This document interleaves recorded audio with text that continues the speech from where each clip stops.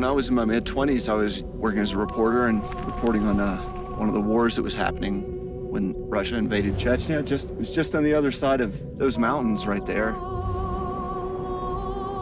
I was always in the valleys, looking up, wondering what it'd be like to just go up there at a time when there's not so much trouble. 20 years later, I get an opportunity to do it with a bunch of friends, and it's really rewarding.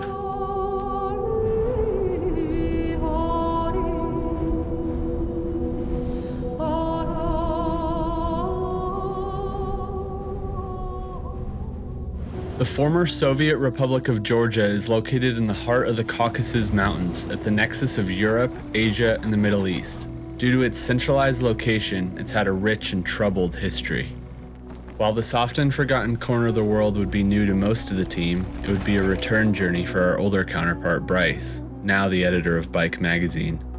His fluency in the Russian language and deep knowledge of the region would provide us with an intimate and informative view of this mystical place.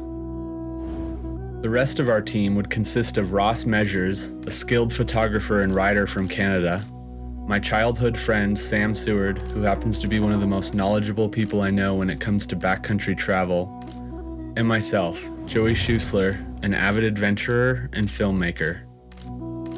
We were all here for slightly different reasons, but with the same goal in mind, to transect the rugged natural barrier that is the Caucasus Mountains. Our route would take us from the quaint mountain town of Omalo, tucked deep within the Tusheti wilderness, along the Russian border of Dagestan and Chechnya, to one of Georgia's most iconic and renowned places, Kazbegi. Supposedly one of the most dangerous roads in the world. Every time you're on one of those, you realize why people say that. Set the tone for the whole trip, I'm sure.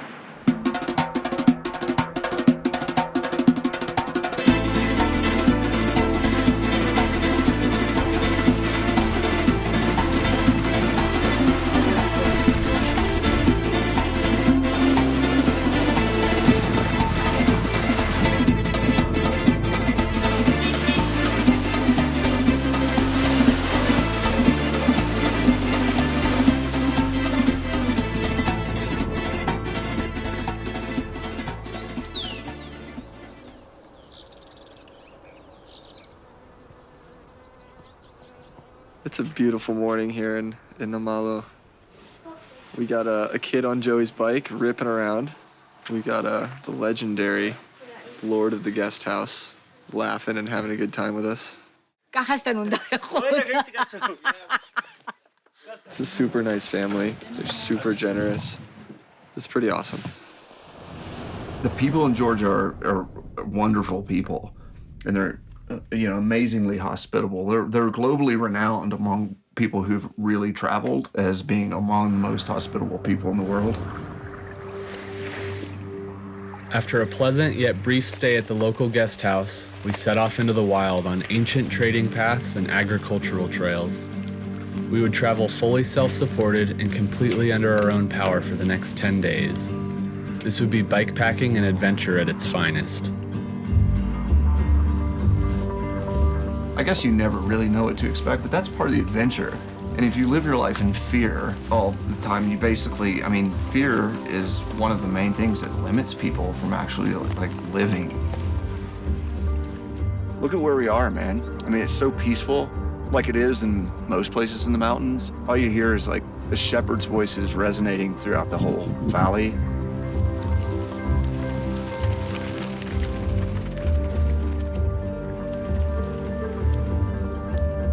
So we got a little more climbing ahead and hopefully a big long descent off this ridge. Coming up should be sick. Some suffering, some pain, fair amount of laughs, and a lot of hard work. But that's what it always takes, right?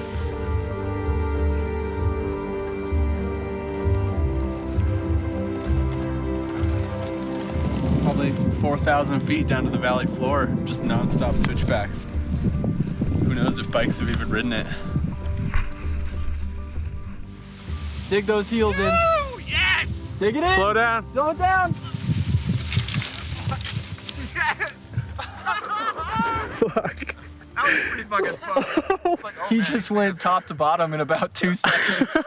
Dude, I thought you were gonna die. I was like, we're picking his body up down there.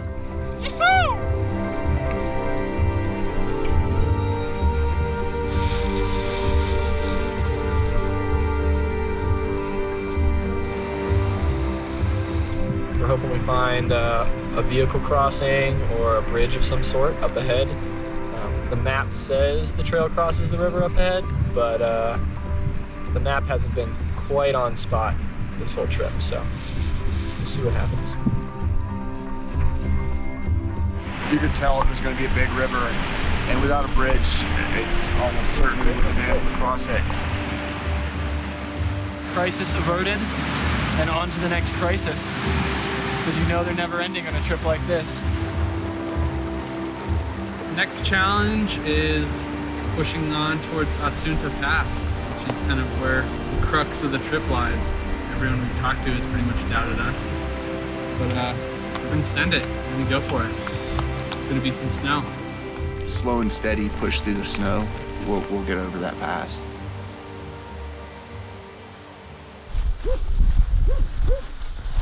Atsunta. Atsunta. Вот линия. Киреви registration border policy. Yeah. Вот документ. Ой, Atsunta есть. As with any adventure, success is hardly guaranteed. As we approached the border patrol station, nerves began to build about whether or not this was going to work.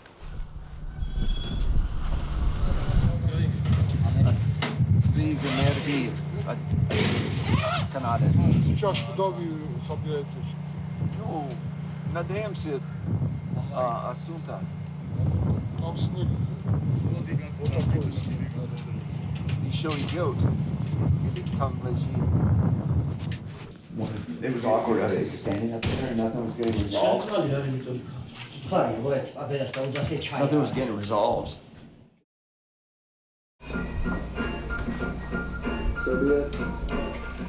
После того я в Кавказ совсем не был. Ты должен быть там, как мы вчера были сегодня. И Весна очень поздно пришла, и снег поздно пришел. да. И плохие дороги очень. No. Yeah, понимаю. I tried one more time. Спасибо. До свидания. Maybe it's a blessing in disguise. I mean, we've heard from every single person since we've been here that that pass wouldn't be possible to cross it. You know, avalanches, trails destroyed in a couple of places, can't cross the river. Several horses have died within the past few days trying to get through the trail, and we just got shut down. No means no. Niet means niet. While we were unable to complete our planned route, the trip was far from over. We would instead loop back to Omalo on the other side of the valley and find a ride to the far side of Atsunta Pass. There we would pick up the trail to Kazbegi. We're back on the trail after getting shut down from Atsunta Pass. We just got kind of a detour. If all goes well, in 3 days we'll be in Kazbegi. It looks like there's a lot of beautiful countryside in between here and there. Getting high up into the mountains again, so all systems go.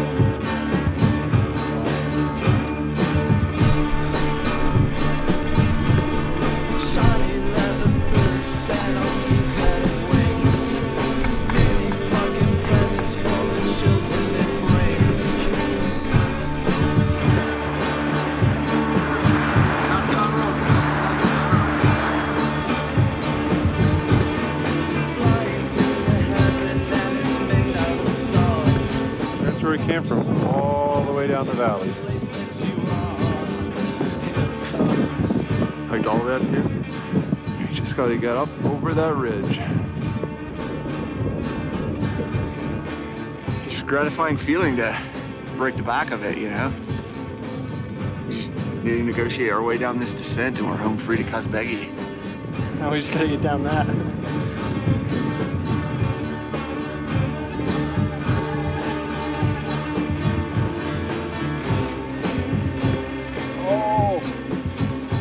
We totally blunt to say that I saw that coming. As the days began to blend into one wild memory, we finally had our eyes on the goal. Kazbegi was within reach. We are camping at the base of Mount Kazbek. Cooking some dinner right now. Wind's not too bad. Have no idea what the weather's gonna do. We'll see.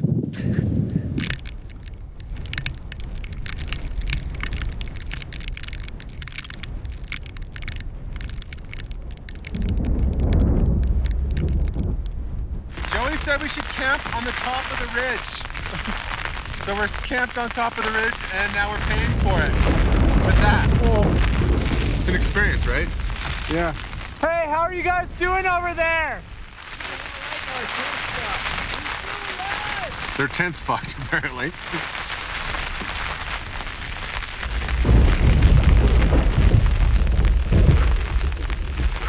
Oh, fuck!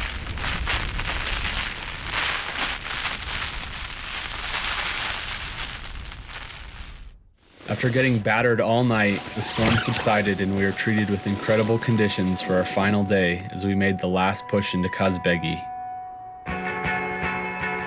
Once again, our bikes had taken us on another amazing adventure. There's no other way I'd rather spend my life than with close friends enjoying the thrills of two wheels in the mountains.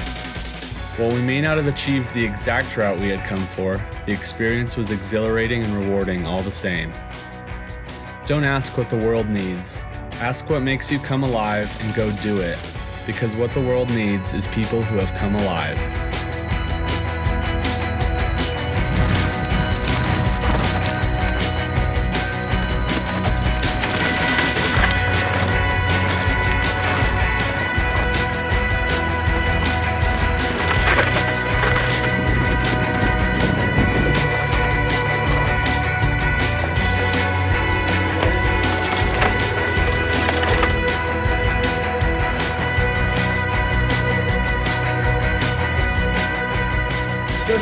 Vino. Drink. Vino. I'll wash you up and take you home. Go attack people. He's like, who else wants a ride? Then we ride our bikes and push them up big hills. That part, not so leisurely. Ой, блядь! Что такое? Американское пиво, Sierra Nevada. Good times.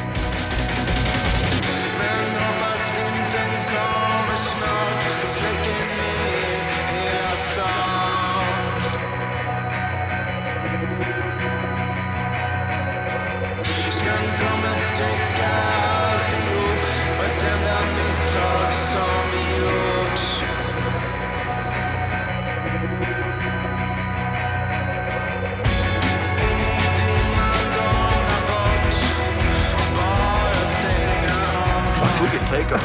If we shred down there with enough speed, we might be able to just come through like a fucking horde of Mongols on horseback.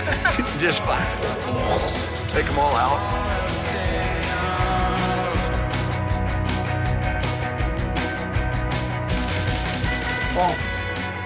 Is it good? Uh-huh. Gets you drunk? Drunk, me la llega, llega, llega.